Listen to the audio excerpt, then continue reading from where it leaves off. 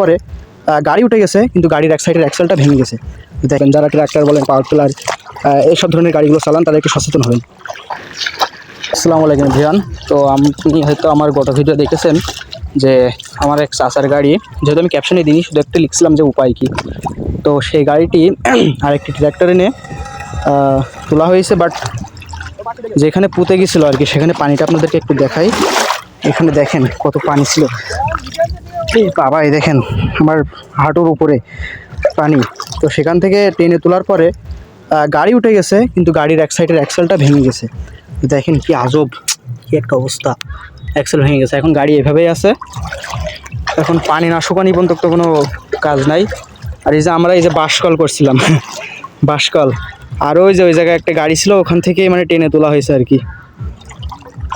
এখন আল্লাহর রহমতে গাড়ি উঠে গেছে, কিন্তু আমরা তো ডেঙায় নিতে পারলাম না, যেহেতু পুঁতে ছিল গাড়িটা। তো সে পুঁতাটুকু আমরা তুলতে পারছি। আপনাদের একটু সামনে নিয়ে দেখাই। এই যে বাঁশ, এই যে একটা পাইপ আছে, বাবা অনেক ভার। এখান থেকে ওই যে যে আপনাদের দেখা যাচ্ছে সামনে, এখানে পুঁতা তোলা হয়েছে। এই যে এখান থেকে একটা বাঁশকল করে সব জায়গায় বাঁধা ছিলাম, সব খুলে ফেলছি। এখান থেকে বাঁশকল করে টেনে তোলা হয়েছে, কিন্তু গাড়িটা এখনও তুলতে পারলাম না, যে চাকা ভেঙে গেছে, অ্যাক্সেল। তো আর আপনারা সবাই একটু সচেতনভাবে গাড়ি চালাবেন, যাতে এরকম দুর্ঘটনা না ঘটে।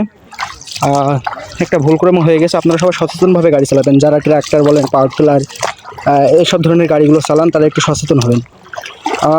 আপনাদের কাছে আমার একটা অনুরোধ, আপনারা একটু সচেতন হবেন, যাতে এরকম দুর্ঘটনা না ঘটে।